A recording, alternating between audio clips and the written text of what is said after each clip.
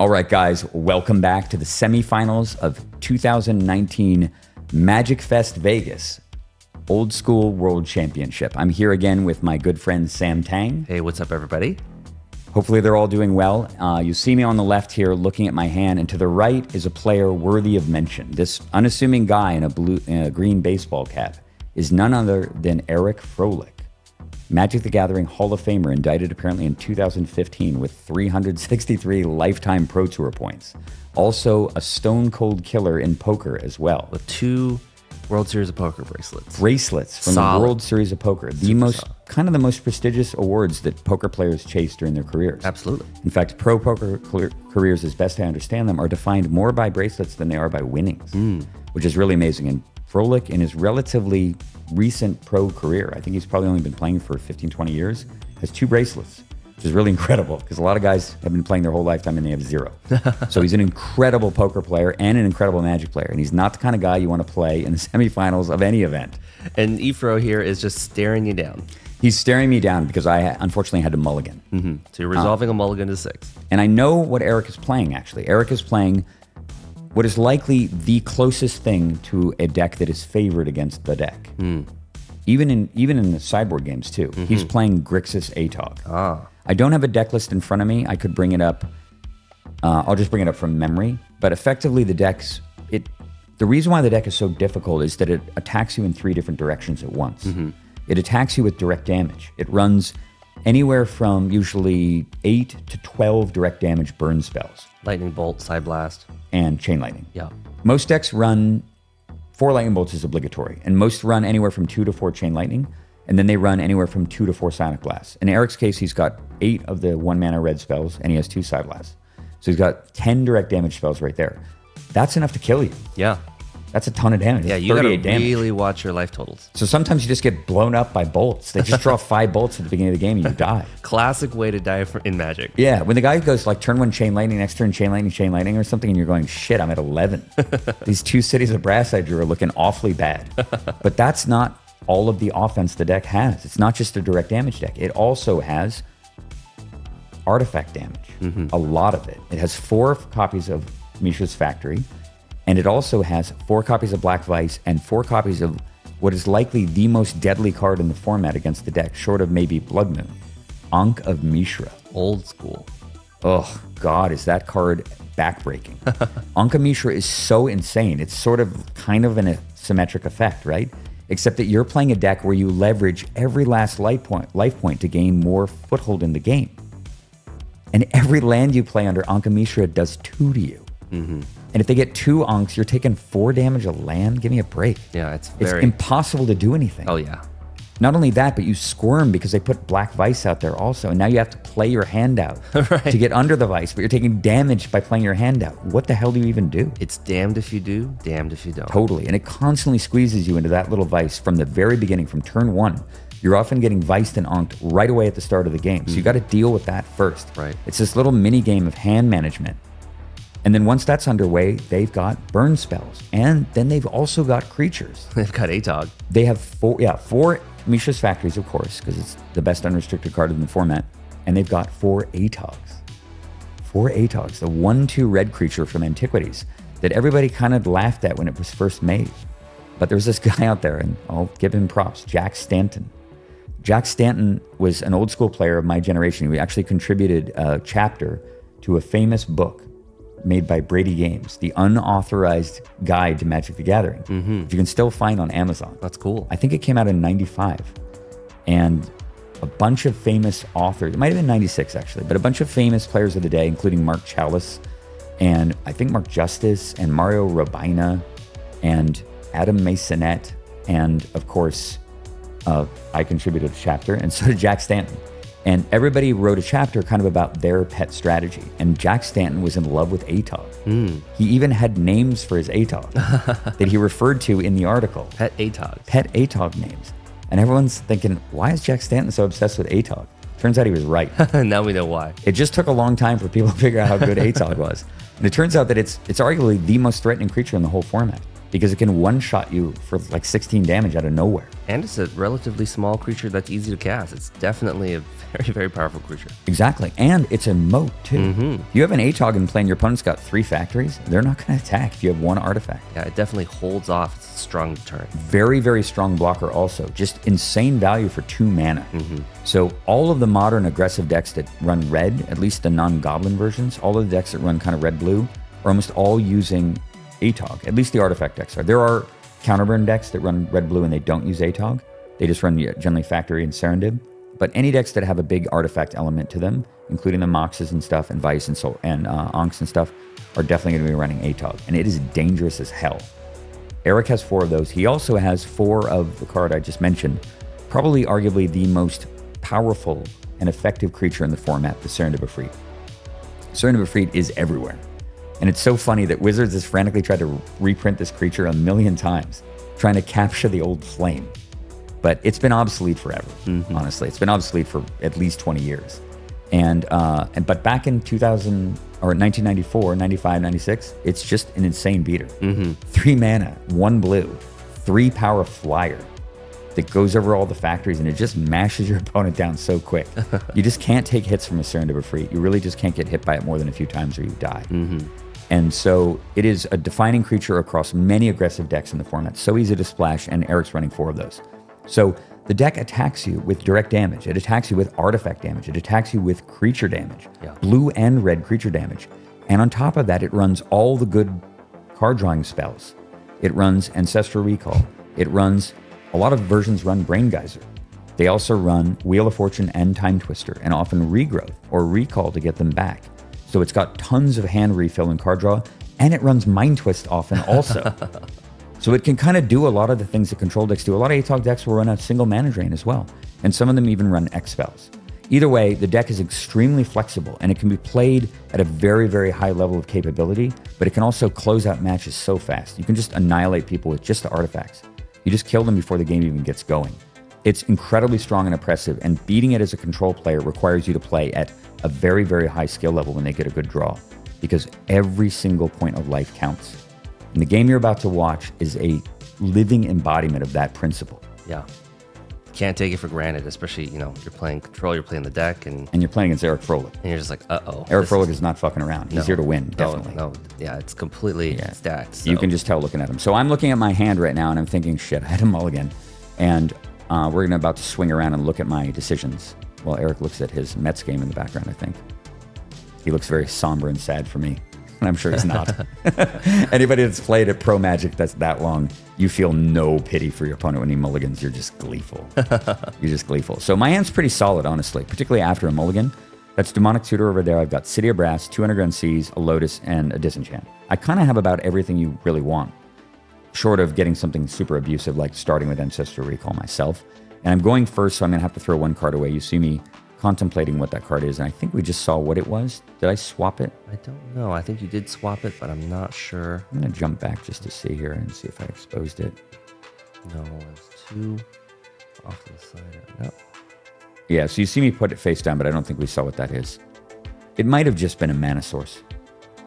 It was probably a mana source, and I was probably thinking about what to put back, although it would have been a second City of Brass, which I may have been contemplating. I'm thinking about maybe to hold on to 1 or 2 cities, because if he has a strip mine, and of course he's playing with 4 strip mines, and he kills my City of Brass, I may not have any mana to play that critical disenchant. So I'm keeping 2 Underground Seas in a city, and I think that's right.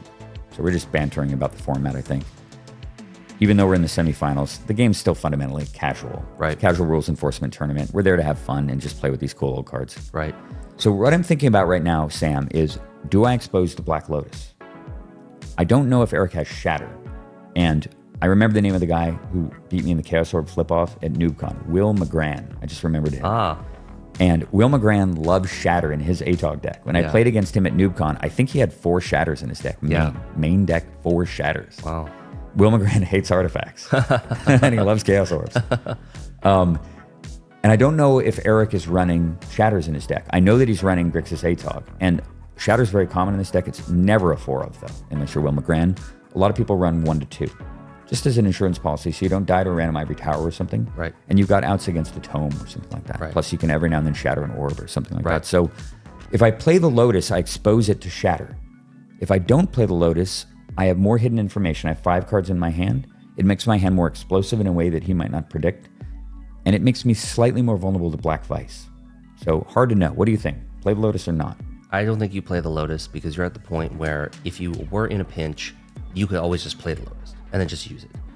Versus, like, let's say he just jams a whole bunch of onks and you're like, I really don't want to be playing lands. Yeah. And if you do need to force through a spell, then you're going to be playing Lotus instead. And let's just say in the very, very rare chance that Ephraim doesn't do either, you're like, okay, great. Maybe I'll just luck into library and now I've got a little bit less distance to go to get library. Very valid activated. point. Yeah, exactly. I talked about that before, right? Always kind of be playing the library if you don't have to extend onto the board. Right. Because sometimes you'll just be rewarded. You held 2 lands, you were disciplined, and lo and behold, library peels off the top of the deck and you're off to the races. And you're playing to win versus playing not to lose. Yeah, exactly. So I think I actually ultimately opt with your decision. I think about it a long time. I think this is quite a while before I pass the turn back to Eric. And he's probably wondering, what the hell is Brian thinking about on turn 1? In fact, Daniel's going to wander off and look at this game while I decide. Okay, we're still thinking about it. Back to the game, yeah. Okay, back to the game. You see me bring it back to the front. Still thinking I'm about laying it. my hand and I'm just thinking, do I play Lotus here or not? And I ultimately decide that even though he might vice me and I might take 1 point of damage, and every point of damage matters, I decide that the hidden information and the explosive potential of Lotus plus the fact that I protect it from a shatter overrides that potential to lose 1 damage. I might take a damage, I can just play the Lotus next turn. So I've ultimately passed it back to Eric. And now we're going to be able to see Eric's hand, hopefully. Daniel shows it off. And look at that. Strip mine. Interesting. Interesting. The fact that I did not play Lotus may have compelled him to do that. That's right. Because I mulliganed, I looked uncomfortable. Eric is the kind of guy that picks up on that. And you really thought about it. So maybe he was like, wow, maybe he's just commiserating over his bad hand. Exactly. Maybe I'm looking at 2 land and I'm trying to make it think like I'm agonizing over what land I play. Mm-hmm. And Eric is thinking about that for sure. Because he's a player who plays at that level. Absolutely. He's smelling blood. Right. And the strip mine turn 1 is I smell blood on the water play. And his movement is so fluid, he does it right away. Yeah, no hesitation at all. So he already knew what was coming. Yeah, it's risky, right? Because maybe my hesitation was play Library of Alexandria or not. So he strip mines and passes the turn back, and I just draw a card. Now we can see him fan through his hand. We saw Atog, Ankh, City of Brass. And Lightning Bolt is in there, I think. Yeah, maybe a burn spell. Yeah, he did not mulligan. I believe he has 7. But those bright so red Atog, eyes. Underground Sea, City of Brass. There's Ankh Mishra, Time Walk, and Ankh. Ugh, that is a gory hand. Wow. How on earth am I beating that hand, Sam? just that. And you mulliganed. Double Ankh. Yeah, I don't Do a think mulligan. This is going to be an uphill battle. it is, yeah. Like I said, this game is one for the ages. Yeah, you're focused. You're locked in. Not a Focused, yep. smile. No, definitely not. There's no You're smile. chewing that gum. I'm chewing on the gum hard. I'm mad about the strip mine. I'm seething. But at least I didn't get viced, so my read was correct. Not yet. And look, Black Vice. Wow. You Great see me draws. looking at him. I'm watching his hand. Holy smokes. Underground Sea, Vice. There we I go. Yep. Okay, great. I take a damage. It's going to be that kind of game. That's what you're thinking. Vice, double Ankh. I have no way to kill any of them right now. So we draw. Hopefully. I drew a Tundra, so at least I've got a non-damage white mana source, and I'm certainly probably going to play that. Yep. But I don't have a disenchant yet. And no question, I'm putting the Lotus out, right? So I'm going to duck underneath the Vice. So I've got a Demonic Tutor in my hand. The question is, do I use it? Let's see.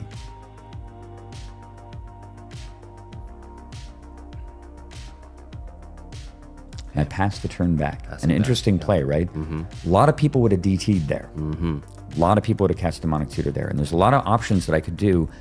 But the thing is that I really want to represent 2 mana here. I know my hand is weak and non-interactive. Right. I have nothing really but mana and the Demonic Tutor. But I decide here that the correct play is to bluff.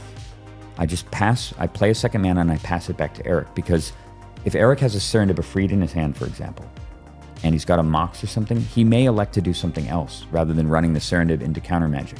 So I'm able to basically represent counter magic and possibly Swords to Plowshares by keeping my mana untapped. More importantly, I don't know what direction this game is going. And because I have so few active cards in my hand right now, the Demonic Tutor is uninformed. I could cast it. I could do the obvious thing, get Ancestral Recall. But there's a Black Vice in play.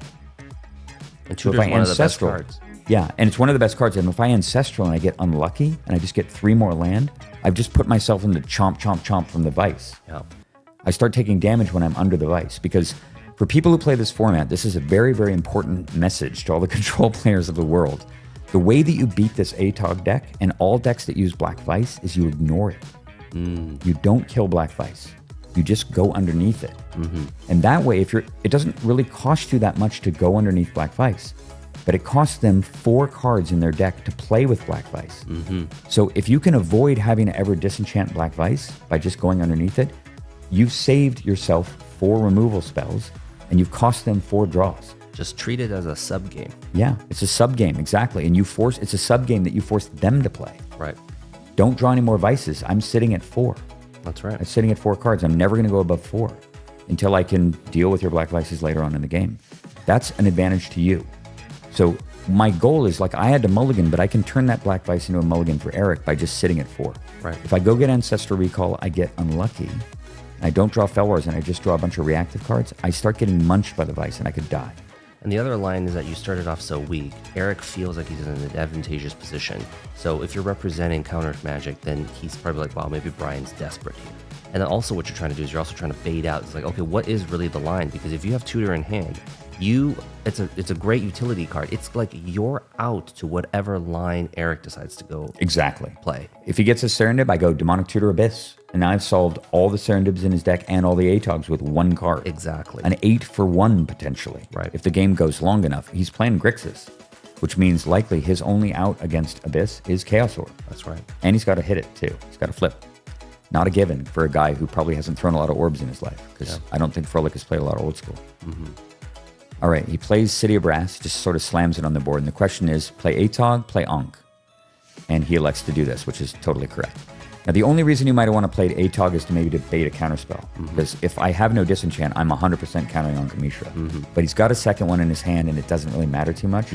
So he instinctively knows that just playing the most threatening card here probably is correct. Right. Even if I do have a counter. Right. Because he's got a backup copy. And again, it's one of those situations where worst case scenario, I counter it, or I have a disenchant. Best case scenario, the Ankh sticks and it starts screwing me. Exactly. And he goes with that play, and that's definitely correct. Yeah. So Eric takes a point of damage.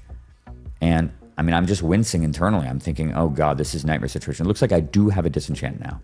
So at least there's that. And without any hesitation at all, I'm going to blow the Ankh up dead on arrival. And Ifro is a pro. Ifro knows how to apply pressure. Yep, totally. And in what order to apply pressure. And right on schedule, I draw a Fel War Stone too, to just make that Vice even less dangerous. So even though there's value in me keeping more cards back to represent, I know that I have nothing that I would respond with anyway. Right. So another rule about playing Permission is don't always try to run a bluff. Sometimes it's correct to bluff. If your only option left in the game is to bluff, then try it.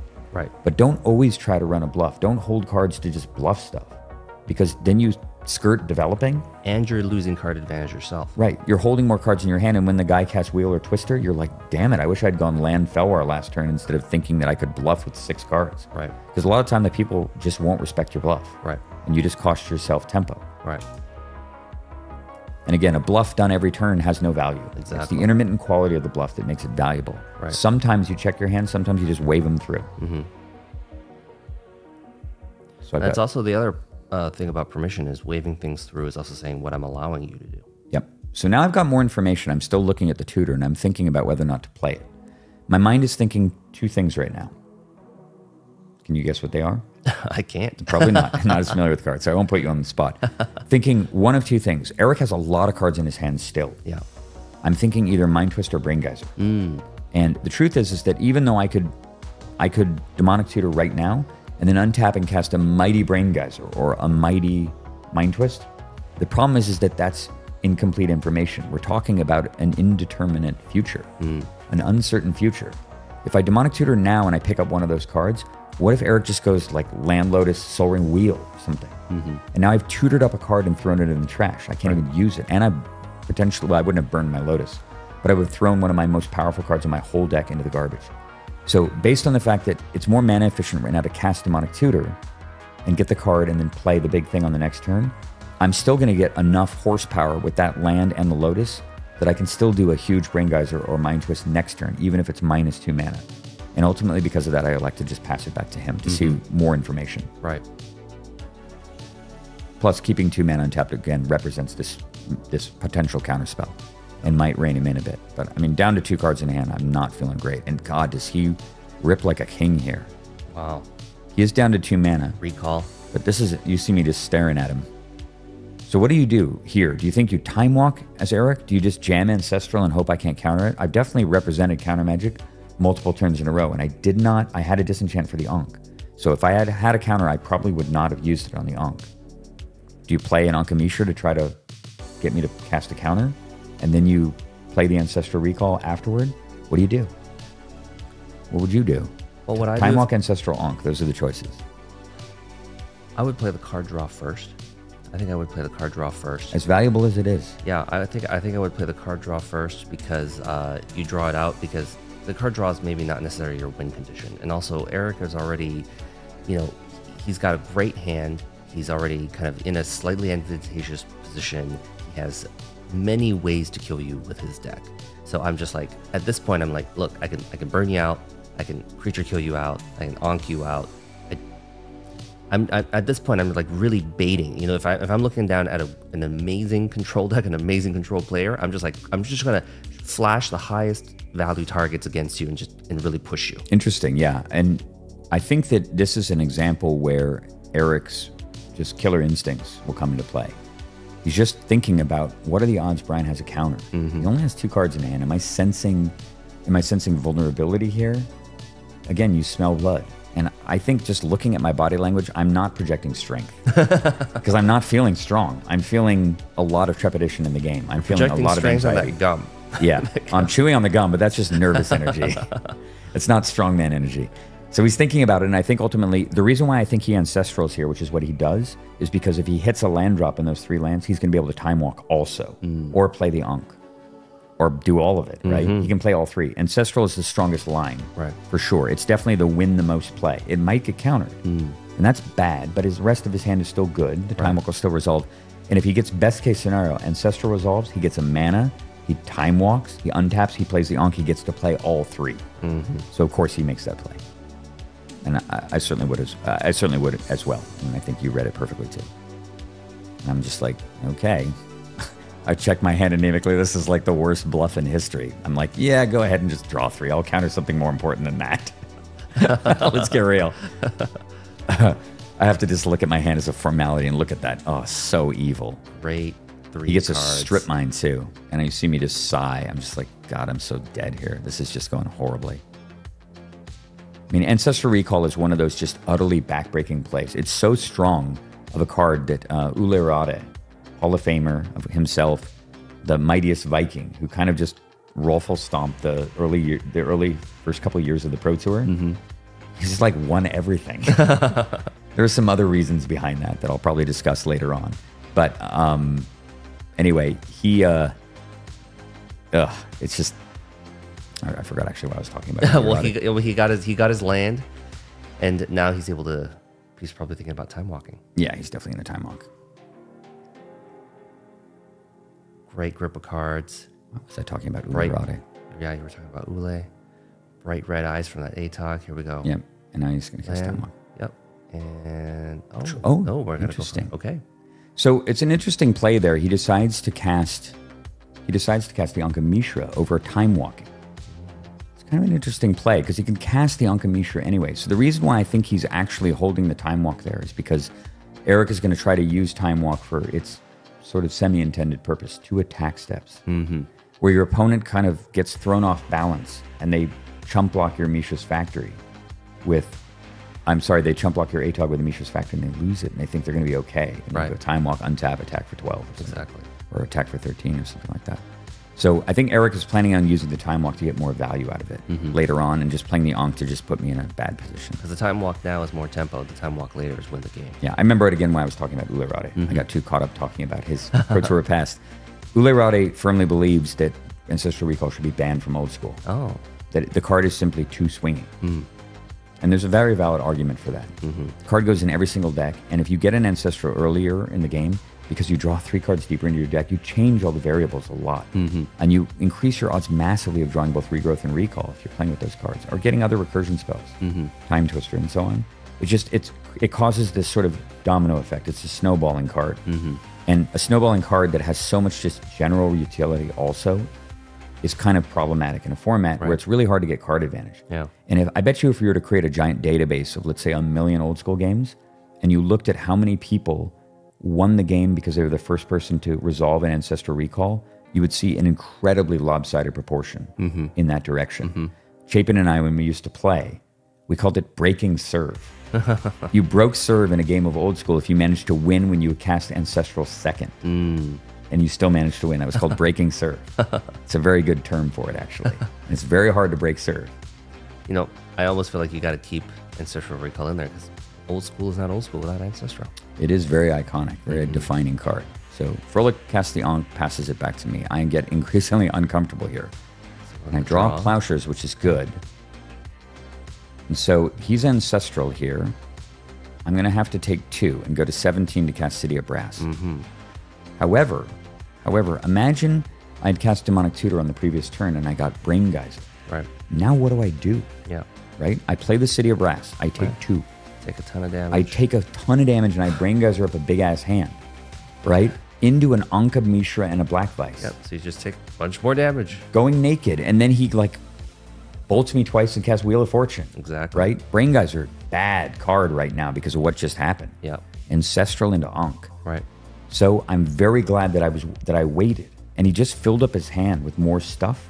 So what do you think I'm going to do on this turn when I play that City of Brass and I Demonic Tutor? Probably just hang back. No, man. I'm going after his hand. Ah. His juicy, fat hand that he just put all those cards into.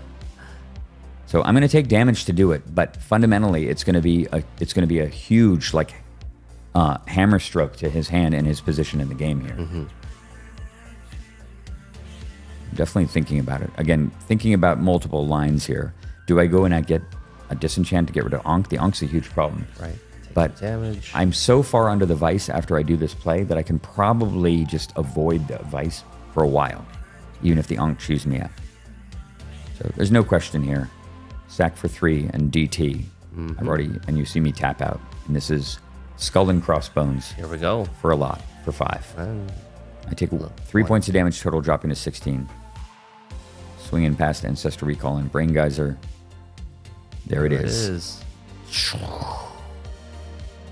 Oh, wait. I think Dan's going to zoom in on the cool altar of mine. Okay. So Eric's got 6 cards in hand. I get to destroy 5 of his 6 cards. Right. How insane. Yeah. Right? When you and I played we played a couple games of this match, essentially. You were basically playing Eric's deck when you played against me. And I did exactly this to you, too. And it was just GG on the spot. Yeah, I had nothing. You had nothing. It was just, from that point onward, you had no footing in the game at all. But he's still in parity, right? It's 5 permanents versus 5 permanents. Yeah. So this just equalizes everything. We're back to square one right now. Let's take a look at what he discarded. Boom. Just all gas. Look at that. Double Atog, double Bolt, and another Black Vice. That's 6 points of damage. 2 creatures. I have no answer. Well, I have answer to one of them. Wow. But 1 Atog is exactly the same as 2, effectively, if it's still in play. And another Vice is gone also. So devastating.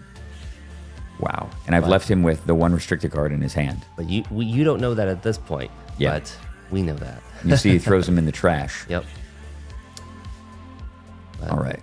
So I just go from feeling really dejected and out of the game to feeling advantage me. Right. For sure. There is an Ankh in play, but I'm so far ahead in terms of mana. Right. And I've got a lot of artifact kill left in my deck. I should be able to deal with the Ankh. And we emptied his end. Yeah. And my top deck's better than his deck does. Right. I have more mana, and that's an issue, but Eric has a lot of cards that are kind of poke you. They don't individually do very much. Right. And when I said before that the value of a card is around 4 life, all those bolts are not great, particularly when your opponent's at 16. Do a little quick shuffling. Yeah, he's like, you shuffle enough. Okay. So you see him kind of looking at his hand here and thinking. So he just time walks, just cantripping, of course. Now it's a good time to play it. Yep. He draws a card.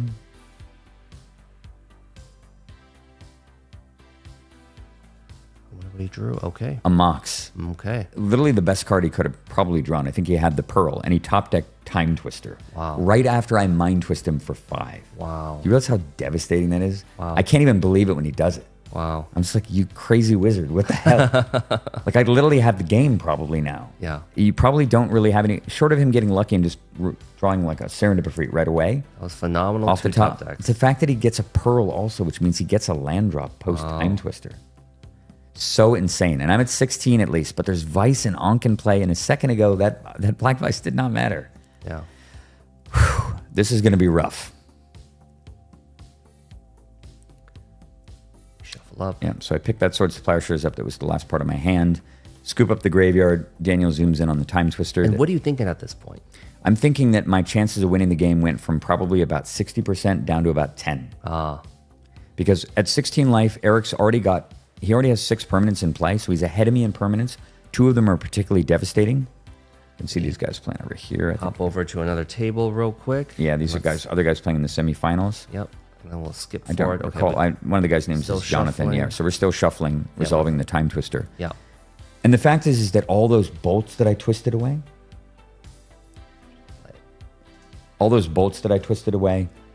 are back in his deck. Yep. The Ancestral Recall's back in the deck. Yep. The Time Walk is back in And the you're deck. just like, this is like Groundhog's Day. We're Right, I back didn't at get- square one. I only got to play 2 restricted cards. Demonic Tutor and Mind Twist. And that was all just completely undone. Right. So what I'm actually hoping here, if I could pause again, is that Eric, the Vice is going to be a problem. I need to have at least Artifact Kill against Vice or Ankh. Right. I got to have one of those 2. Right. I have 5 in the deck. Remember, I'm running a Divine Offering just for this exact occasion to increase the odds substantially if this exact thing happens. I'm also hoping that he plays at least 1 creature, and I've got a Plowshares against it, Yeah. so I can get my hand size lower Right. to mitigate Vice damage. Right. And it's hard to really honestly criticize any of the decisions that Eric made in this game, but I think that the decision potentially to play I'll talk about it when it happens, I think is actually a thing that I do criticize. And I remember thinking in my head, and I have the advantage, I know, look at this draw, it's just Mox Sapphire, Factory, that's Chain Lightning, I think that's Black Lotus, Ancestral Recall again. Wow. And then some other card here that looks like maybe an Ankh of Mishra or another Vice. Wow. Oh, it's an Emerald. Yeah, this is just so sick. So It much plays for break and serve. Sapphire, yeah. Ancestral Recall. Whoa. It's just like, how can you do it, dude? Wow. Time Twister into Ancestral Recall. How do you do it, Eric? Wow. God damn. And look at this craziness. He draws land. He's having Soul Ring, Ankh of Mishra. Oy vey. Wow. Yeah, not great. Double Ankh and Black Vice. And he's got more than 7 cards in his hand on top of it. It's just free real estate at this point. Totally. This is honestly generally the range of games when you play the deck and you just get routed by this Grixis Atog deck, the games look exactly like this. They kind of just have you buy the balls from the very beginning. And you're just under Vices and Ankhs at the start. And you're scrambling to deal with those and they're just causing incidental burn. And right when you kind of stabilize, they have Wheeler Twister. Yeah. And it all just keeps going and you never ever get back in the game. Yeah. You're just kind of beaten down by it. But I'm not going to give up. He plays Soul Ring, taps Soul Ring. He's got a Mox here also. It's just like perfect tempo as well. So he plays a Black Lotus, which I think is a very interesting play. Wow. And he plays an Emerald. Runs it all out. Runs it all out there. So he's reducing cards in hand. And I'm just like watching it spill out onto the table. He plays the Atog. When he plays that, I actually lighten up a little bit in my heart. Wow. I'm like, please play a creature. Yes. Because I have a Plowshares in my hand. And because I have a Plowshares in my hand, I'm going to be able to mitigate some Vice damage because he played a creature. If you're sitting in Eric's position, I understand what he's thinking. Threaten with Atog, force Brian to have a removal spell, or basically the Atog goes lethal next turn. But you have guaranteed damage in play. It's right there. This is not guaranteed damage. And by giving me a target for Plowshares, I might actually get an extra life point that could be decisive.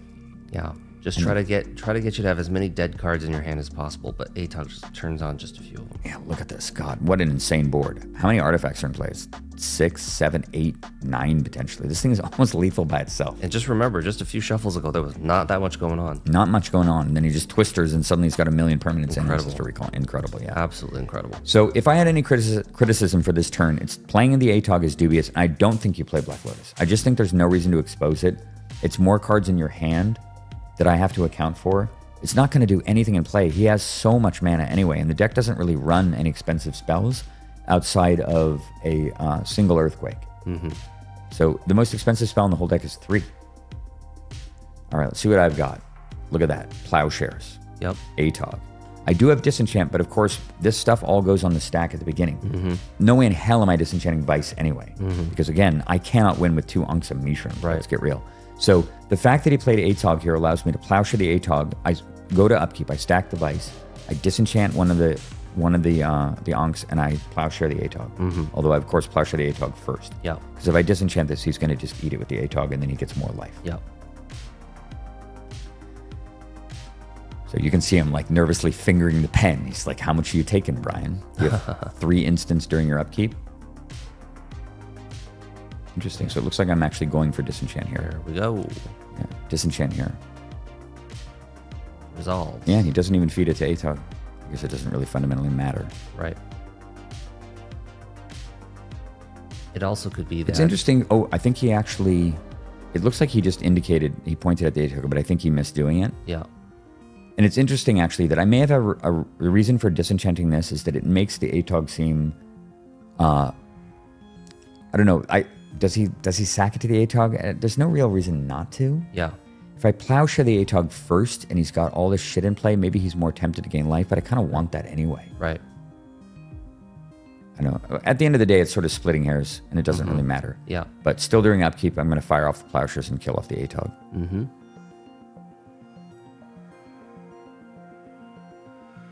Now he's thinking, right? Gain life or not gain life? What do you think, Sam? For him, if I was playing that deck, I would be like maybe not gain life. Maybe not, because why would we be sacking artifacts? You know, he just committed them all to the board. Right, exactly. Right. So if he wanted to commit them and he's sacking the gain life, again, it's like that Atog needs to grow to kill you, to attack. Yeah. And like what's 2 points of damage anyways, right? Like, or excuse me, 2 points of life anyways. So I don't sack. I think that's just a waste of resources. You've got more Atogs in the deck. Yeah, the fact that he's got 3 more Atogs at least is a big deal. He definitely doesn't need the mana, right? He knows that the deck is a low mana deck. Right. And I don't believe he's playing with Brain Geyser, which would be one of the incentives to run, to keep all the mana in play. The one thing to consider, though, is the fact that his deck is extremely good at killing Mishra's factories. And he wants to kind of get into the long game where he can just slowly chip and burn me down. And if he's able to keep my factories out of play, then the only way I can really kill him is Fireball. And if you're at 28 versus 17 or 16 or something, that's a big difference in terms of how big that Fireball has to be. Right. You might wind up buying yourself 6, 7, 8 turns just by gaining 6 or 7 life. Right. You don't really know. It's a question of whether or not you need him. Certainly, he should have sacked the Ankh Mishra to the Atog, and he didn't do that. Right. And now he's faced with a choice. You can see him thinking about it. He's kind of looking at his hand. And he's thinking, man, I just drew all those cards, and I'm not really that much stronger in the game. Yeah. So he gains a single life point, adjust his die, and then I resolve the Black Vice and only take 1. And I've got a Strip Mine also for the factory, but unfortunately I've got no answer. Well, I have the Chaos Orb, but I'm going to have to take at least 2 points of damage more from these stupid Onks. They're so evil. And my hand is just kind of weak right now. We've got lands. I've got Recall, Jam-Day Tome, and 4 lands against an Ankh Mishra and a ton of mana. Yep. I'm just thinking, okay, well, I got to just mitigate damage as much as possible. Yep. So I'm going to play the Strip Mine. 2. Taking another 2. It's just all of these little chip effects. And I could play the Chaos Orb this turn at the cost of tapping the City of Brass. Because, of course, I'm going to leave the Strip Mine untapped so that I can kill his factory. And I think because he has a Strip Mine in play and I'm dealing with indeterminate information, he could potentially Mind Twist me or cast Wheel. I think it makes sense to take an extra point of damage here just to get the orb out on the board. Right. And we've already seen that having a orb on the board gives information, kind of represents something to your opponent. Yep.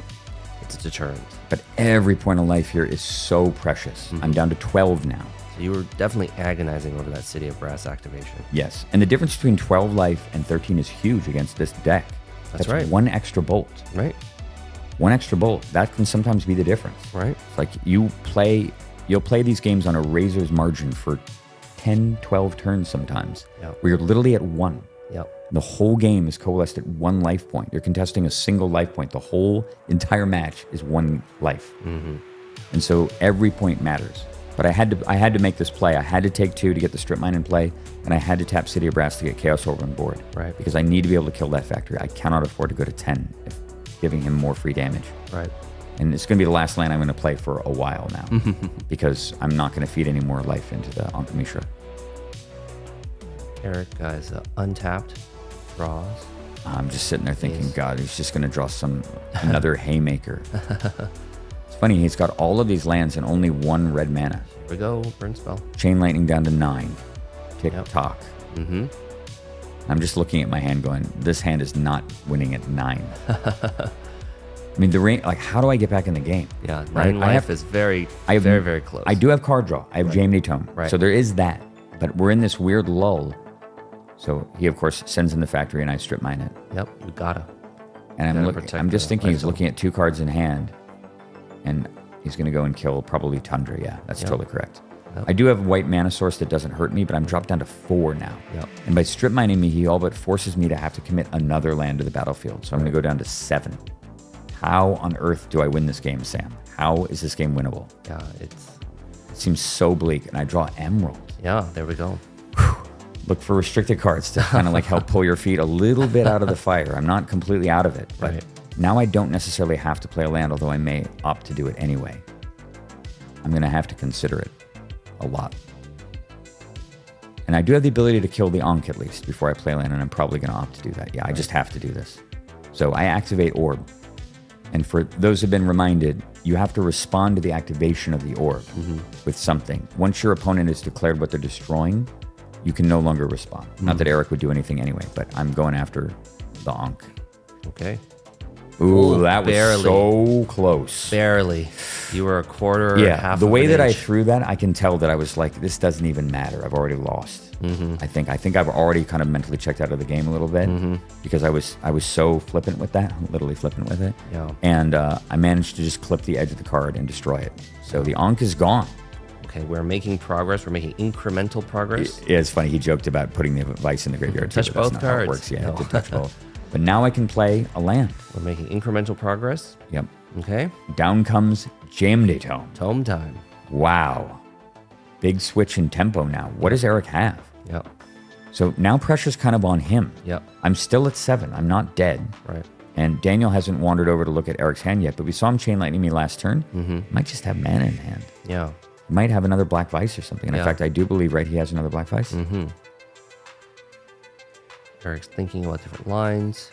He's focused, concerned. Volcano. Okay. Volcano. And I'm watching him sort of spread his lands around looking like he's going to tap him, and he just waves the turn back to me. Oh my God, what's going on here? Maybe the Eye of the Storm, maybe a slight reprieve. And I rip a counter spell. Okay. Oh my God, okay. Okay. So I've got a recall in my hand. I look at my graveyard. There's nothing really consequential in here at all at this point. So I'm probably just going to play the Tundra and just use the Jaimini Tome to fuel the recall later. Exactly. And now I have that critical counterspell as well. Eric has 12 mana in play. Yep. So if he were to draw a burn spell, I would be dead at 9. You see him, he asks me how many cards are in my hand. Eric's going into the tank. Going into the tank. What could he be thinking about? He knows that I haven't cast any counter magic this game. I wonder what he drew. We'll find out. Yeah, good question. Plays Badlands. Okay. So he's got tons of mana in play here. Yeah, takes damage. For red. And a lot of stuff's getting tapped. Okay. That looks like a big spell. It's probably either Brain Geyser or Earthquake. Earthquake. And he fires off Earthquake. And what did I peel last turn? Counterspell. So incredibly fortunate. And I'm glad that he was disciplined not to commit Lotus to that. Yeah, of course. No real reason to do that. I'm going to draw in response. I'm probably doing this just to sort of make it seem that, remember I talked about this before about how I could flip the card up and go, gotcha. Look how lucky I am. It's one of those things that can just break your opponent's spirit. And you notice I fan my cards around. Yep. And I obfuscate the fact that I did not draw the counter. I had it. Right. But I'm able to stop the Earthquake, and I'm still in this game. Tome running now, and I can recall for Counterspell. Oh, there's a Disenchant. I draw a beautiful Disenchant as well. So this is really tough here. You'll notice I look in the graveyard, and in many, many times in games of Magic, particularly against Hall of Fame people, you're presented with these crossroads moments where you can make the safe play, the play not to lose play. The safe play is turn that City of Brass into a counterspell and ride the tome. But the play to win play is assume that Eric isn't going to draw another insane card. He's already gone through Twister and Ancestral, which means he doesn't really have a ton of things that are great at this point left in the deck. He has Demonic Tutor. Yeah. He, of course, has Wheel of Fortune. He might have Balance, which would be bad, but not devastating because we have about equal lands, actually. And I don't really want that City of Brass anyway. And I've got a Tome running, so he can balance, that's fine. What I can't abide is Wheel of Fortune. Literally that one card and the card that gets it, Demonic Tutor. But that's 2 outs in roughly probably 40 cards there. A little over 40 cards. If I jam a Tome, I could also just draw a counterspell off the top. There's still 4 of them left in the deck. And if he doesn't hit something of consequence, I get to draw and then draw again. And now I can recall for a very sizable amount of cards. Yeah. And I can get counterspell and another disenchant and a chaos orb. And I'm way stronger in the game going onward. So the super safe play is to get just the counterspell, to lean on that and hope that my deck delivers more stuff faster than his, because I'm drawing 2 cards a turn. That's the super safe play. That's the play not to lose play. I ultimately decide to go with the other option. Let it run for a turn and see what happens. Right. So that's what I'm contemplating right here. Notice I have a leg cross now. I'm more comfortable all of a sudden. Slightly more comfortable. Slightly, but I feel more comfortable with a mana drain in my hand. Or something. Well, you've essentially stabilized. It's been a rough going, crazy top decks, 2 Ancestrals. 2 Ancestrals and a Time Twister. It's been uphill this whole time. Yeah. It was just a slight moment. 2 Ancestrals to 0. Yeah. Yeah. You're playing with all the... But you notice I've held a degree of parity with my life total. So I'm at 7. I paid 13 on my life, but I haven't surrendered a real footing in the game. Right. So you notice I passed the turn back. I decided to go for the play to win play, and I'm going to let it ride for 1 turn so that I can recall for way more cards. Right. And Eric doesn't have any cards in hand anyway, so... Yeah, exactly. What could he possibly draw here? He's only got 2 outs in the whole deck that are really particularly threatening. Right. I can handle everything else. If he goes and gets a Serendid or an Atog, I've got it covered. And he draws Demonic Tutor. Wow, great top deck. Kidding me? Incredible. I can't even believe it. Wow. I literally can't believe it. I'm like, I can't believe he drew Demonic Tutor. Wow. That turn. Wow. I gave him 1 turn, 1 opening. And there's not a lot of ways to shuffle an old school, so it's just like... Yeah, you ripped the top. I can't believe that just happened. That's incredible. You can see him flip through the deck. I don't really... Yeah. Unfortunately, Daniel doesn't step around while he's looking. It would be neat to see what he was flipping past. Yeah. We can't really see much. Okay. And of course, he gets wheeled. The wheel was kind of on the bottom. Okay. I know, but it's just, it's so frustrating. Wow. But at least most of the unks are gone, and I've got this disenchant in my hand so I can kill the Vice. Right. At least I don't have to worry about that. I lose the recall, which sucks. Yeah. And then, even worse, my opponent who is facing an active Jam Day Tome with no cards in hand now has 7 again, and I'm at 7 life. Yeah. And he's still got, I think, 6 Lightning Bolts and 2 Psyblasts in his deck. Yeah. What on earth do I do? Yeah, well, you just refill up to just all burn spells and adios. Yeah. Both going to give you, I guess I give him a little shuffle here. I'm just thinking, how on earth did you draw Demonic Tutor, Eric? Jesus Christ. Every time I think I'm going to win, I Mind Twist his hand. Oh, look, Time Twister. And then he Ancestrals again, and I get back to parity, and I'm actually winning. And then he just top decks Demonic Tutor into wheel. Yeah. Insane. Okay. All right, here we go. Resolving some shuffles here, getting back into it. Yeah, it's so bleak now. I mean, my hand's strong. 7. You saw a little flash of it, and you'll see me before it actually goes. And I'm just thinking, God, what do I do? Yeah, what are the outs? And he actually doesn't draw that great of a hand. Yeah. He gets another Atog. He gets a Bolt. He gets 3 lands, Chaos Orb, which is good, but not decisive, and another Ankh. And on the scale of things that he could have gotten that would have really just leveled me, this isn't that insane. Yeah. So there's still some hope, but now I'm effectively at 4. Yeah, you've got a few turns left, but things are still tight. And I'm very, very low on artifact kill now. I burned a lot of disenchants. Right. And my orb too. But no Vice in play at least. Yeah. Let's take a look. Which will give me free reign to use Jam Day Tome and stuff. Island plays an island. Yep. So down comes Dr. Teeth. Okay. Atog is in Consult the hand. I'm not particularly afraid of that. Mm-hmm. So it resolves.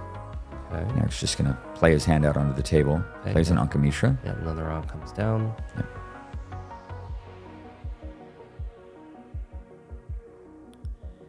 All right, so he's still thinking about, okay, great.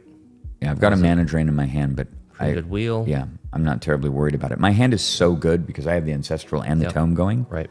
The only thing I have to worry about is getting killed when I tap out. Right. Right? I have the mana drain, so at least I have one powerful burn spell, probably Psyblast, locked down. But he does have 4 cards in hand still, and that represents a lot of potential damage. So I'm thinking about this Ankh. I don't recall if I haven't seen my hand in full, so I don't recall if I've got an artifact kill spell in my hand, but this is one of those situations where I've got to play the odds. Right. Perhaps I should have Ancestral in response. Okay, Eric, I think passing it back. Turn. Yeah, my turn to Ancestral. There we go. Turn Ancestral. I expect that this is, I don't think that the Ankhs, it's possible it's still in the stack. This is strange play. Okay, Strip Mine the Tundra. So he's doing this in advance of me getting the cards from Ancestral. This is effectively forcing me to tap out to use the Tome. So it's actually a very clever play, right? Before I get the information from the 3 cards that I'm going to draw, he's forcing me to tap that mana. Because if I tap the Tundra, and then I decide not to tap out, I take burn damage, right? I take mana burn damage. Am I going to tap out when he's still when it's still during his end step, and he could go Psyblast Bolt because he just cast Wheel of Fortune? Probably not. So this kind of prevents me from being comfortable by toming, although I don't think I'm going to tome at the end of the turn anyway, particularly not after Ancestral. Right. So there's not too much to consider. I just let it die. Give it a quick peek at the hand. Float. Like I'm going to float. Maybe because I'm anticipating a Plowshares, or I must have a Plowshares or a Disenchant, and that's got to be what it's for. So I'm not going to use the Tome. It doesn't really matter. But I'm going to have one of those white removal spells that's so important here. The Atog is also interesting, too, because its presence on the board prevents me from gaining life from Divine Offering. If I Divine Offering is Ankh and he's got an Atog in play, I cannot gain life.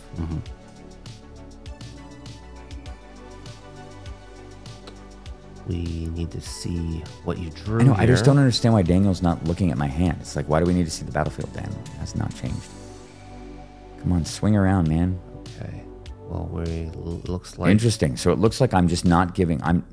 The thing is, the one thing in my favor is that even though I'm taking a point of damage from the city, he would have to have exactly Bolt Psyblast to kill me here. So I'm going to go down to 6, and I'm basically just deciding that I need to do it. Right. It's one of those, like, I got to just get the extra card because my hand is not set up to take this game yet. Right. And I have to let my guard down. He might have exactly that range. Yeah. But he has to have exactly that range, and he's only got half of it. He's got a Bolt, but no Psyblast. And you just can't accept the soft lock of not using your resources to dig. Precisely. For outs. Exactly. I got to just dig for outs. I got to just try to, like, put an emphatic stamp on this game and get so far ahead, and it works. Yep, you are able to untap. I live to the untap step. I don't just die right there. Another main phase. Yeah, you just kind of cross your fingers, honestly, and hope that you don't die. But at this point, you've drawn 5 cards, so... Come on, Daniel, show me my hand, please. All right, okay, there we go. Giant fan of cards. So I've got double Factory, Mox Jet, Tundra, Mana Drain, another land there, a Strip Mine, Counterspell, Black Lotus, City of Brass, and I think that's Demonic Tutor on the end. Pretty damn good. Yep. Check out the graveyard real quick. What's in your graveyard? Okay, let's check this out. Just going to do a quick snap assessment of what I'm likely to face in terms of instant damage. Yep. And I see no bolts, no Psyblast. Yep. I don't know how many he's playing of. I know of course he's playing 4 bolts. You're going to always put 4 bolts in your deck before you put any Chain Lightning in. Right. Question is he playing any Psyblast? Is he playing 1, 2, 3? You don't really know. But the fact that I'm still alive means he probably doesn't have a Psyblast in his hand. Right. So looking at my hand, I've got a lot of options here. Play Mox Jet. Yep, building the different lines of play here. Yep. I don't currently have an answer to Atog, if you notice that, and the Atog is more than lethal. So we need to solve this solution as elegantly as possible while simultaneously fortifying with counter magic to prevent him from killing me, because I'm at 6. So that is what's going to happen. I definitely have Demonic Tutor in my hand. I remember this turn.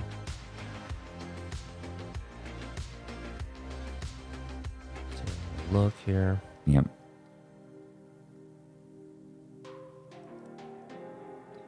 So much land. Yeah. You can just see how much Ankh Mishra just annihilates your game plan. Yep. Right? I can't take damage from it. That's right. I have 6 dead cards in my hand because of an Ankh. That's so insane. And are you even concerned about playing out the Lotus and then getting mana burn from the Lotus? I am a little bit, actually. Well, it depends on how I use the Lotus. I need to use the Lotus in the most efficient way possible, rather than in a reactive way where because all the reactive spells cost 2. Right. So if you're using Lotus, you burn for 1. Exactly. So that's actually a reason to not leave the Lotus in play. Sometimes you want to actually just burn it. Because it leaves you with the actual individual lands in play that you can use one at a time, rather than being forced to take 3 at once. So very, very tough line here. I'm going to play the Lotus out, of course. I can't afford to play a land. Oh, actually, I'm at 8. So for some reason, I thought I was at 6. Oh, that's right. I was at 9 before, not 7. Yeah, because I killed the Ankh and didn't take those extra 2. Being at 8 is good. Way better than being at 6. I'm just so agonizing here. Pardon for the sound in the background. All right, so I do take 2. I take 2 points of damage off of playing Amisha's Factory. I just decide that I can't afford to not play at least that. And now the question is, what to demonic tutor for?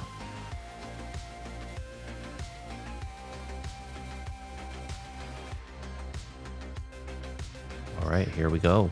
What do you get? This is a tough question, Sam. I'm going to let you think about it. I'm going to let the audience think about it too. What do you get here?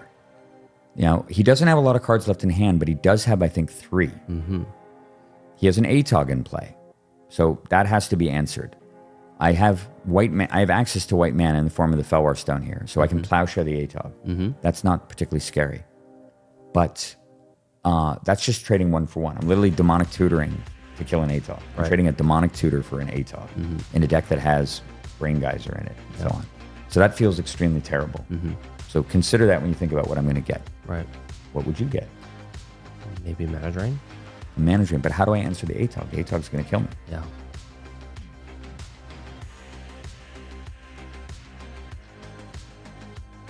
Can't fireball it. Nope. I can plowshare it. But you notice I pull Swords Plowshares out. And I'm thinking about this, but again, this is one of those crossroads plays. I don't want to have to counterspell creatures. Right. I'm so low in life. I'm at 6. Those counterspells are there to protect my life total, and my life total only, which means I don't want to have to deal with creatures anymore. Right. And that means that the decision is pretty easy, actually, when you really think about it. It's Abyss. Yep. Because Abyss not only kills that Atog, it kills every Atog, Right. and the Serendibs that are inevitably somewhere in that deck. Right. It's weird that he's never saw a Serendib. Yeah. I mean, I don't know how many cards he's drawn so far this game. It's got to be like 40. He's drawn Wheel Twister, Double Ancestor Recall, and Opening Hand. And he's never drawn a Serendib Free. And he's got 4 in the deck for sure. I've seen the deck list. It's really strange. Yeah. Very, very bizarre variants that he never saw a single one. And he definitely would have liked to have had them early in the game. Yeah. A Serendib instead of one of those lands would have already won in the game. Yeah. Like, what is that percentage chance? It's like, got to be like... At this point, it's very low, but it's very low. The longer it goes, the lower it 1%. gets. Yeah. Well, it's probably still above that because we haven't gone that deep into his deck yet. But it's extremely remote. We're below 10% for sure. So I'm looking, and there it is. I ultimately decide that this is the correct play. And the question is whether or not to play the Abyss with the Black Lotus or to tap 4 of my lands and leave myself with Lotus, land, City of Brass instead. So what do you think? Burn the Lotus to keep my lands more stable so that I can cast both my counters? Or take the risky play and save the Lotus and tap my lands to play the Abyss? What would you do? Let me think here. I don't know. I feel like I would burn the Lotus. I feel like I would burn the Lotus. I mean, it's Abyss. It costs 4 mana. Right. You know, try to be efficient here. Try to be efficient, and more importantly, just keep 4 safe, sacrosanct sources of blue mana in play. Because you got counter and mana drain, and his hand size is small. Yep. I feel like we're thinking about... Yeah. My hand is clogged with lands, but thankfully there's no Black Vice in play. Right. So you see me thinking about it for sure. Do I want to tap 4 land, or do I want to use the Emerald and the Lotus and keep 4 blue untapped? And ultimately, the answer presents itself. Okay. And I swap the Black Lotus for an Abyss. So close. Yeah. Down to 6 right now. Yeah. Against the Grixis Atog deck with 1,000,000 bolts left in it. I mean, that's just tough because you're not safe. Not safe at all. Not safe. So during upkeep, Poor Dr. Teeth dies a horrible death, never gets to attack, not even once. And Eric draws a city. Whew. I mean, his hand is good. Yeah. He's got a bolt and a chaos orb and a strip mine, which is still pretty solid. Yep. But he doesn't have any pressure. Mm-hmm. He's damaging himself incrementally here, but it's not a big deal. Mm-hmm. So he's got a chaos orb in his hand, and he elects not to do anything. I think he passes it back to me. Yeah. I wonder why you didn't play the chaos orb. Yep. And you notice that playing the strip mine revealed more information. He still has 4 cards in his hand, and he's playing the strip mine in advance of killing the factory. Mm-hmm. So he takes 2 to under his own Ankh, but he's now protected from the factory. And even though that reveals more information, I think it is correct to play the strip mine there. Mm-hmm. The reason being that his life total does matter. And if he holds the strip mine and he doesn't play it, then I start beating him with the factory. Right. And then he's going to kind of do it later anyway. And after taking 6 or 8, then he just sort of sheepishly plays the strip mine and does the same thing with 8 less life. Exactly. So understand that he's going to wind up just strip mining that factory almost certainly. He's just doing it preemptively, which is totally the right play. Right. Even though it reveals more information. And you notice I don't tome at the end of the turn there because he's got 4 cards in hand and I'm at 6. Mm-hmm. It's too dangerous. Right. Too dangerous. He has all the bolts left in the deck. Right. I've gotten lucky once that I didn't die on that one greedy tome turn because I needed to. Right. And now I have the luxury of not having to take that risk. Especially after stabilizing with the Abyss. Yeah. But at least I can start attacking Mishra's factory now and force him to use his strip mine. But I just need to kill Ankh. Again, it always just comes down to this annoying card. You have to keep Ankh Mishra off the board. It's the most dangerous card against you in the whole deck. Because you just can't play. Let's look at your hand here. Yeah. What did you draw?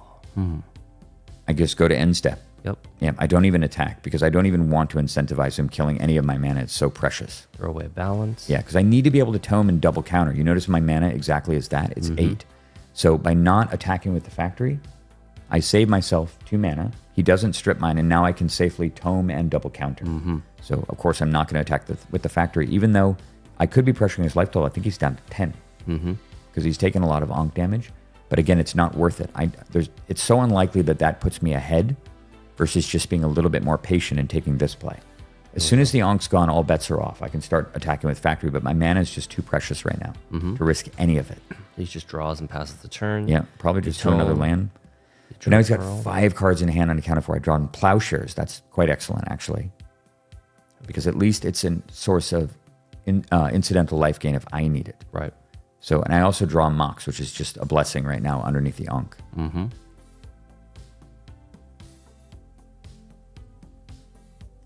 So thinking Yeah, here. thinking about some lines. Yep. You know, we definitely do not want to keep playing lands. No, cannot play any lands. Playing the not Ankh 6 sub life. game. Yep. That's die to Psyblast territory. Mm-hmm. So I've got 8 cards in hand. I can either just end the turn Yep. and throw away something inconsequential like a City of Brass, which I'm certainly not going to be using, and just continue to ride the tome and wait to hit a disenchant. Right. That's really what I need. We were talking about earlier about how Eric's deck definitely has so many different ways to kill you. Yep. And here you are, you're leaning. So check out this play. I send in Mishra's factory. Yep. So I'm sending in the factory. Okay, here we go. Eric's strip mines. Strip. Okay. So what do you do? What do? You can't counter it. Can't counter it. How about you gain some life? I plowshare my own factory. Yeah, a little healing salve. Yeah, and this play is super critical because you notice that I used up 3 mana to make this play, which reduces me down to just 6. So I can't tome double counter. But by gaining 2, I go back to 8. You just get yourself out of bolt range. And 8 means that I can tome and not double counter. So I push the board further. I gain life. I force him to have more stuff now. Right. I'm not any more vulnerable, in fact, because now he needs 3 burn spells, not 2. Okay, he's kind of thinking about that. It's like, okay, gain life. I don't know if I like that. Yeah. Okay. Vital 2 life acquired. Yep. And I'm not going to feed any more cards into the Ankh. And you're I'm actually gonna pretty sit it. happy because you pick up that life dice. Like, Oh, yeah. 2 life. Relief. 8 to 10 now. Yep. Game is still on a razor's edge. And now I will end my turn and certainly throw that City of Brass in the trash. But I feel like I can safely now tome at the end of the turn and not die. No, I guess I used the sword, Exactly. So you didn't have to. Yeah. And it just kind of worked out. Yep. Prevents me from having to discard 2. Right. And now I'm feeling a lot better. The difference against this deck between 8 and 6 is gigantic. You feel a lot better. I don't know if I would feel a lot better. Certainly, but you think about 2 life points makes that big of a difference. And It's a notice tightrope. I feel safe toming here. Here we go. Because Tome he would time. have to have doubles. He'd have to have 3 burn spells to kill me. Yeah. I've got a counter spell at least to stop one of them, and I would take a damage from City of Brass, but he needs 3 Right. in that relatively small hand. I Okay. draw end step and I get Time Walk, and he just passes, and I'm like, yes. Wow. Stronger every turn. The tome just doing its thing. If I can just hit a disenchant. Okay. So no hesitation here. I'm just time walking right away, just to continue to cycle. Yep. And time walk with JMD Tome in play feels so good. Mm-hmm. God, look at my hand. It's so many lands. Ankh is so deadly. It's just insane. Look how strong that is. 2 mana, destroy 6 cards in your opponent's hand. Mm-hmm. It's crazy. Draw a tome. Hit a Mox. Beautiful.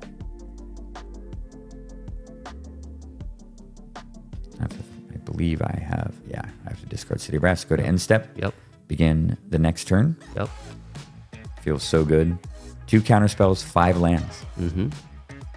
Growing in strength in the game. Come Yep. on, disenchant. God, Felwar's so good too under Ankh, right? Yep. You can really see how effective these mana artifacts are against this containment strategy. Right. So I'm going to tap the 2 worst Moxes in my deck, green and red. The Christmas Moxes to play a Felwar Stone and pass the turn back. Mm-hmm. And now look at this. I've got the ability to tome and counter twice. Yep. Still. And I'm at 8. Just slowly raising the shield. So much stronger now Yep. in the game. Yep. Because of that Swords to Plowshares play, Yep. which I think a lot of people would have missed. And you're walking that tightrope because it's not like if Ephro does fire off a whole bunch of burn spells, it's not like you aren't going to be forced into a very low life total. Yep. And the Abyss, I think, is probably doing its job here. He may have drawn more creatures. Mm-hmm. And he can't play any creatures. And now I draw Regrowth. Okay. I now have the ability to kill the Ankh. Yep. Looks like lands are back on the menu, boys. Okay. You got a Swords of Plowshares, which right now Yeah. isn't much use. But, But that's again, okay. more life gain potentially with my factory. I do have Exactly. that Fireball in my deck, and Eric's at 10. That's right. So he's more than low enough because of self-inflicted damage. Yep. More than low enough for me to just Fireball him out of the game if I'm able to play the lands in my hand. I'll eventually get the Fireball. It's going to come. So I'm looking at my graveyard now, and I've got a Regrowth. What is the play here? What do you think? Divine Offering. Divine Offering. It's in the deck, though. Oh, it's in the deck. Well, Yeah. then Disenchant. Just get Disenchant. Yeah, just get disenchant the Ankh. And if you have a Divine Offering, because the Atog's now gone, gain a little extra life, but we don't have one, so. Yeah, now keep in mind, after killing the Ankh, I get a mana back. Mm-hmm. So the sequence of plays, the efficiency of the play that you're describing, regrow a Disenchant and cast Disenchant costs 4. Mm-hmm. But it's -1 mana because I get to play a land, so it actually only costs 3. Mm-hmm. And the other play, the play I'm about to do, only costs 5 instead of 6. 3 strip mines in my hand, isn't that hilarious? Almost enough to kill all of his red sources, actually. Thank goodness there's not like another Vice on the battlefield. Yeah, definitely. I mean, I would have been screwed. There's Yeah. just nothing I could do. Okay. Regrowth. Well, Am I targeting Disenchant or am I targeting something else? Let's find out. look.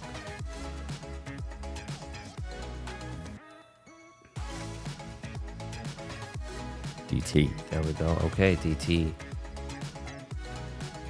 DT into You already mentioned it. DT. Not even into, a hesitation. Yep. DT into Divine Offering. There it is. There it is. Exactly why it's in the deck. Yep. Yeah, I'm like stretching back. Just Quick thinking, stretch. God, am I glad I have this card in my deck. Quick stretch. Oh. That was back when I still riffle shuffled my deck. Yeah. I don't do that anymore. For all the people out there flinching at me. No big deal. Like doing- Just an old school deck that is bent to shit. Yeah, bent to shit. People looked at they saw photographs of my battlefield and they're thinking, what the hell's going on with Brian's cards? Why are they all looking like that? But we're leaning on really high quality Cartamundi build quality on old cards. So Definitely, you can yes. just bend them right back. Yep. That's fine. And you're just checking out the hand again just to make sure that is the line. Yeah, no question, though. Yeah. And he So doesn't we're- have an Atog in play, so this is going to resolve, barring him shattering his own thing. But that would make no sense because he would have killed the tome ages ago. Yep. And here we go. Down it goes. Gain And some look life. at this. We are tied at 10 apiece. I'm at 10 again.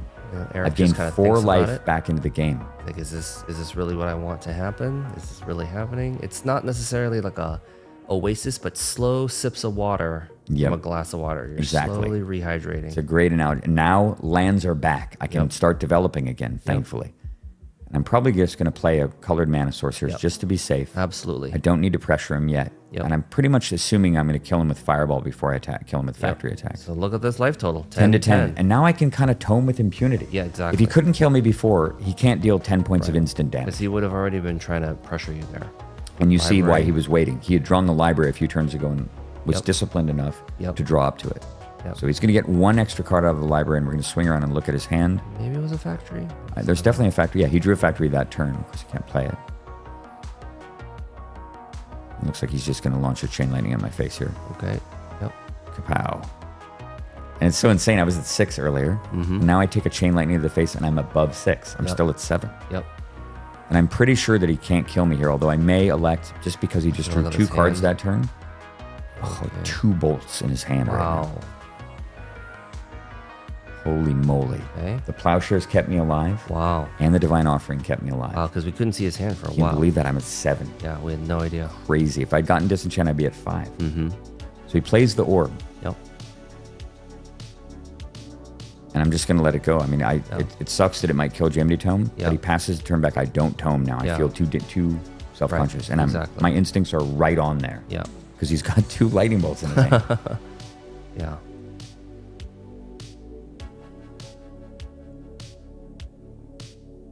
And, like what's going through your head right now? Just like, we got Orb on the board. Yeah. You got some tome activations. You're at 7. Eric's starting to fire off burn spells. It's like, Stripping away the library here, yeah. okay, yes, And that's another thing that's so good to have the Onks off the board, Yep. right? Because that way I can play a Strip Mine to kill a library. A little bit of a jump in the video, but Yeah. that's just to resolve the strip mine, destroying the library, because if Eric just keeps writing on that library, Yeah, that's a big it's problem. death. But I've got a million Strip Mines in my hand because I could play lands for a while. Right. To answer your question, if there's DEFCON lights blinking and DEFCON 1 is it's all hands on deck and you're probably going to lose. I was feeling maybe DEFCON 3 at this stage. Earlier it was DEFCON 1, Yeah. and then DEFCON 2, and now DEFCON 3. Yeah. I feel like I have the advantage in the game right now, but it's still tenuous. He has 7 cards in his hand, and I'm still at 7. And do you feel you are a parity, either in board state or possible cards in hand? I feel like I'm ahead because I have a card drawing engine in Yeah. play. Right. And it's interesting. He activates his orb and immediately declares Jamdy Tome as the target, which is not how it works, right? I have to use the tome in response. He sort of does me a favor of declaring his intention. Right. So I'm going to certainly just activate the Jamdy Tome as I would have even when he activated it. Got it. Had he played the orb the right way, I would have said, hang on, when you in response to orb, I'm going to draw. Because I could draw Disenchant. Exactly. And then Disenchant the orb anyway. So of course I'm going to just draw. Yeah. Okay, let's take a And look. by the way, I here. picked up Fireball. Oh, let's take a look. 1, 2, 3, 4. Tome. So what do you think about the decision to kill Jamdy Tome over the Abyss? Well, he at this point is like, look, he's abandoned the creature route. He's abandoned the creature route. He knows that you have been tiptoeing around onks and burn spells this whole time, and he's like, but Eric properly values the power of the tome because he knows, hey, when Brian didn't have tome, he was on back foot. He was like barely hanging on by the skin of his teeth. Somehow tome resolved, and you've just been toming and look at the board state. Yeah, you've totally. completely rebuilt. So he's like, so Eric is disciplined. Eric is like, I must refocus. My deck is built a certain way to give me multiple outs. So the Abyss is already there. Let's just move on. Brian could have a second one too, right? Exactly. Because it's an enchant world, I wouldn't put a second. You can't put a second one into play, so I might already have a second Abyss in my hand anyway. Right. And I might have even deployed a second Jamdy Tome already. Right. So he's pretty sure I have one of each permanent at least, but I might have a second Abyss because I would not play that one. And the truth of the matter is, right, the tome has gotten me into the game. I think you're right. He's abandoning the creature plan because I already showed that I would plowshare one of my own cards. Right. So while it would be cool to get an Atog, it'd be cool to get Cern of Efreet somewhere in that tiny little dwindling pile of cards there. He still has not drawn one instantly. Right. We've seen his entire hand Right. also. Right. Very weird. Just incredible, bizarre variance. So now he gets to flip. Okay, here we go. This is, And Eric's like, okay, man. okay, I've only had to do this a couple of times. Pro, Rubs his hands together. Okay. He's probably flipped about 4 orbs in his life. Come on, Eric. Do it. Okay, very nice. He's using a two-handed technique. Okay. That's a surefire way to he fail. moves it over. That's a good. Yeah, I don't like 2 hands. Oh, no. Oh, no. And he misses. Oh, poor guy. Okay. Poor guy. All right, so I go to end step. He fails to kill the Jam-D Tome, and I just get a little stronger in the game now. I've got a lot of mana untapped. Yeah. He does have a lot of cards still. Even though the orb flip was a miss, I feel like it does kind of signal the lines that Ifro's thinking about. Yeah. Yep. So he plays a factory, and all he can do is pass it back. Yep. And he does have 6 points of damage in his hand. Yep. But no way in hell am I ever going to tap City of Brass. And I draw a 3rd counter. Okay. Getting even more fortified. So I've got Strip Mine versus Factory here, and I elect, because Strip Mine is the more secure way to stop his factory. I don't want to worry about blocking his factory, because he might be able to remove it somehow. He might have a Strip Mine to kill my blocker and then hit me for 2. Right. So I'm taking the safer route of just simply playing a Strip Mine where I can kill his factory if he elects to send it in. Yeah. And looking at my hand, I only have 1 source of damage, but the Fireball is looming large now. Right. This is exactly the reason why it's in the deck. Right. So he's going to Chain Lightning me. Yeah. And if you remember applying my rule, only hold counters equal to the number of counter spells you could cast in a turn. 1, 2, 3. I can cast 3 now. So I'm holding 3 and I take the damage. If I had had only, let's say, 5 sources of blue in play, I would have definitely countered the Chain Lightning. But Psyblast is way more dangerous anyway. 3 is a lot less than 4 at this stage. Yep. Now you're all the way down to 4. Yep. And it's interesting that seeing me just take the 3, that Eric did not immediately just try to kill me, and he just passes the turn back, it looks like, as well. He's just waiting for me to maybe get greedy. Because the thing is, there are a lot of people who might have done this. They might have gone, okay, well, Eric's at 10. I'm going to go and hold my counter spells, but then like it doesn't seem like he's cast any burn spells. And I'm going to just tap out and Fireball instead. Right. Try to win, right? He's at 10, I'm going to tap. I'll take a damage from the city. Well, I wouldn't do that. Right. But I'm going to be at 4, I'll be safe. Yeah, Right? exactly. I'll Fireball you for 10, Eric, you're dead. And he goes, double bolt you in response. In response, you die first. Exactly. Sorry, bro. Yep. So I know that that's a threat. Yep. And I know Psyblast is instantly killing me too. Right. So by keeping me this low in life, I have to get a lot more than lethal. And this goes back to what we talked about before, that 8 more life points here that he could have gained from Atog, Yeah. maybe 6 or something, Yep. totally changes the Fireball. Right. It changes the Fireball play. I have to go way deeper into my deck. You can just kind of limp into just getting burn spells. Yep. And it's not like I have the ability, both recalls out of the game and regrowth is gone too. So I'm not mind twisting him again. I don't believe I have mind. Actually, no, maybe I do have mind twist in the deck. I guess it got reshuffled. But I played 2 mana. I can play a Felwar Stone here also to just continue to develop. You see me looking at the Fireball. So I have 5, 6, 7, 8, 9, 10, 11, 12, 13, 14 mana in play. I can Fireball him for lethal encounter once. But if he's got Psyblast, Bolt or something, I would die. Yeah. I can't risk it. Okay. So you were able to draw Sapphire. You play the Sapphire. Lands come down to the Felwar Stone. Yep. Yeah, because of the Ankh for so long, we're not used to playing so many lands. So that's okay. Yep. Seems like you're passing the turn Passing the back. turn back, Eric. It's another draw step. We're definitely in the end game here, but it's getting close to over. Yep.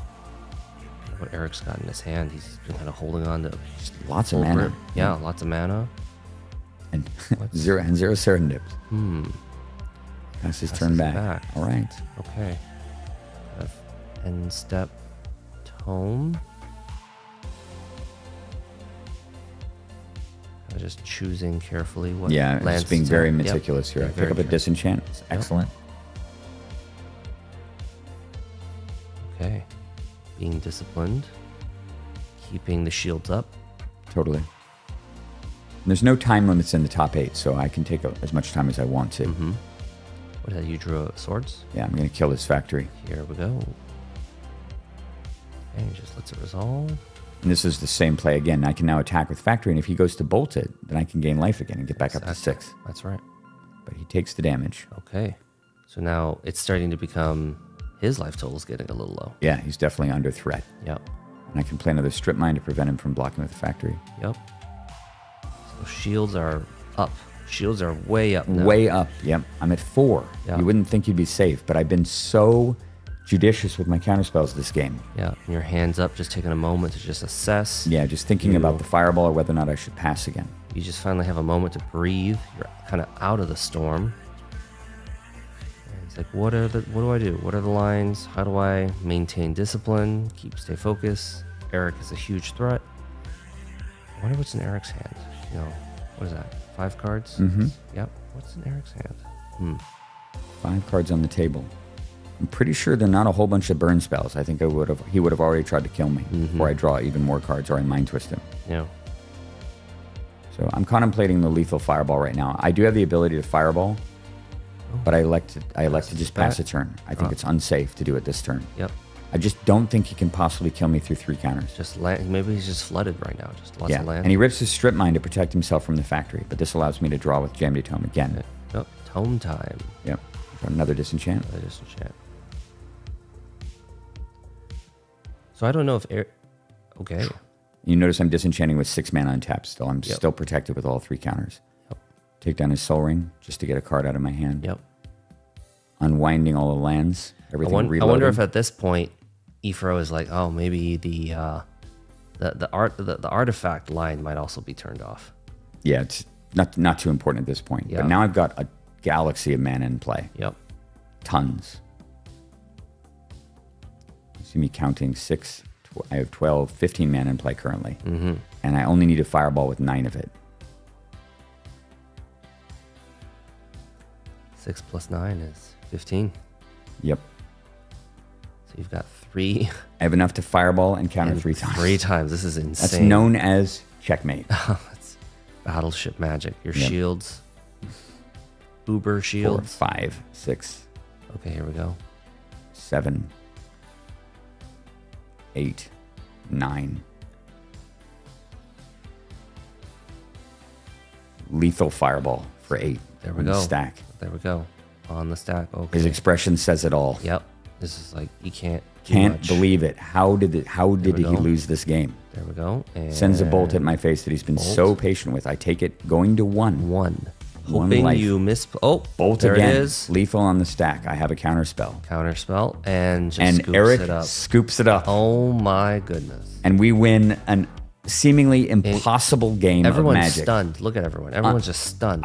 Everyone is stunned. How on earth did that happen? How did that even... How on earth did I survive that onslaught? How many Unks did I kill? 5, 6? Yeah. And how many bolts hit me? Double Ancestral, Wheel lightning. and Twister, and Time Walks, and everything. Insane top decks, and I weathered the storm, killing my own things to gain life. And you cast less recalls. 1 to 2, yeah. And I cast my Ancestral Recall much later. Library. Didn't see Library and pulled it out and won a seemingly impossible game. It's one of the best games of Magic I have ever played. Was that Break Serve? Beyond Break Serve. Yeah. This is crazy, honestly.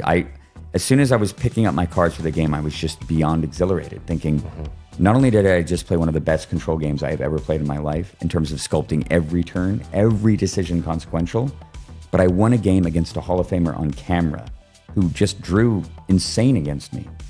Incredible amounts of top decks over and over again. And by the skin of your teeth, which is 1 life. And by this, 1 life point. 1 life. So guys, that is how you play a perfect game of control with the deck. Absolutely incredible masterclass from the creator of the deck himself, Ryan Weissman. Thank you guys. Really, really cool to get that on camera. Just fantastic to finally do commentary on that game. I've had it in my archive for 4 years, thinking about the right time to record it, and I could not have asked for a better commentator partner to do it with. Oh, thank you so much. Sam, thank you so much for joining me for that game of the semifinals, and there's another game coming. So stay tuned for that. Look forward to that, guys. Hope you enjoyed that long battle, that long grinding attrition battle that I somehow managed to prevail in, and I will see you for game 2 of the semifinals, 2019 Magic the Gathering Old School World Championships. Thanks for watching.